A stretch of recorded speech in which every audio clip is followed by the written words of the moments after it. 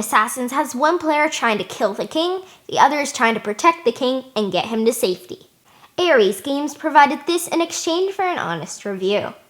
The king player places the green ring on the king, then the king goes on the crown space in one corner. Place a knight on each surrounding spot with a white dot icon.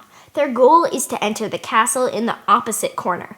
This is accomplished by passing through the castle gate, the spots with the arrows, into the castle. Their second goal is arrest or eliminate all 3 assassins. The king player also receives the red ring, which will indicate damage. The assassin player places citizens on every space with an X icon and puts the 3 yellow rings on the assassin minis. These sit off to the side for now. Shuffle the round cards. I'll explain these later. For now, let's look at the next step. The assassin player looks at the citizen cards and secretly picks 3. These are the assassins, and will sit face down in front of the player.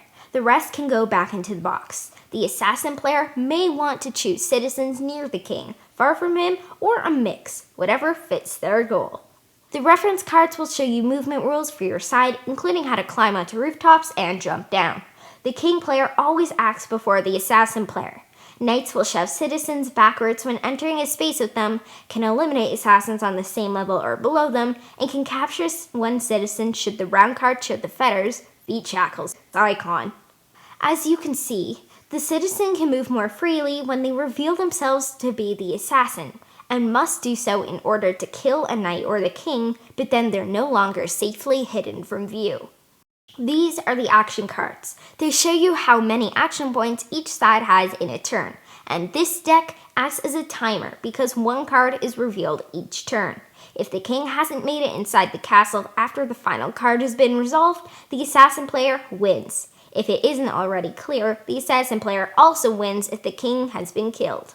There are those fetters I talked about earlier. Not every card has them, so the king player needs to take advantage of them when they're revealed.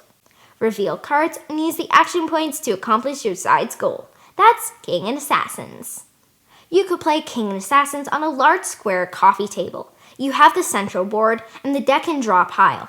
Everything else can sit in the box until you need them. Once you know it well, you can play in 20 minutes, including setup and takedown.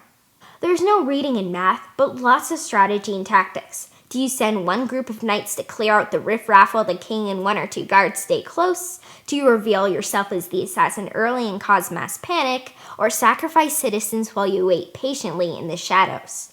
If you're fine with the theme, kids could probably handle this by 9. In our 4th game of King and Assassins, Dad was the king. I tried something different and blocked. Paths, the castle entrance, whatever I could. My hope was to burn through the deck and strike a fatal blow if he made a mistake.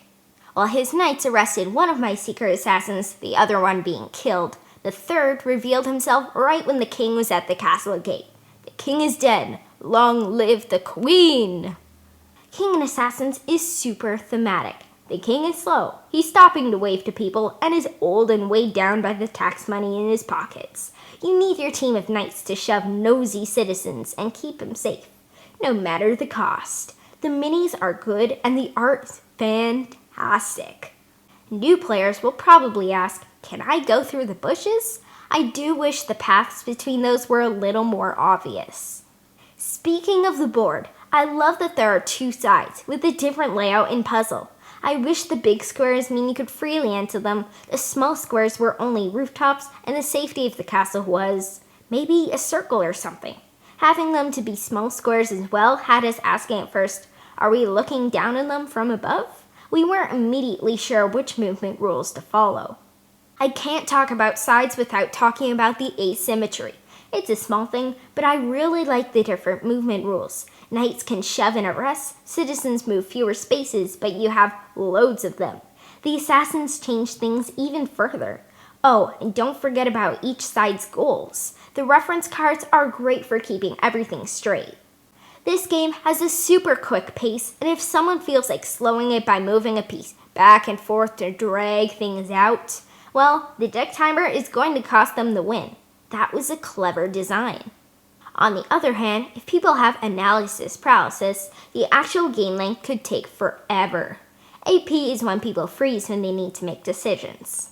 King and Assassins is a clever little game that is surprisingly short. You can play as one side, then turn the board around, or even flip the board and try the other. You'll have to deal with the luck of the draw, but the game is so fast that I don't find it to be a problem at all. Planning turns and reacting to one another can lead to some really tense moments, and all the while that deck is getting smaller. A lot of two-player versus games seem to be card games or abstracts. If you're looking for something different, check this out.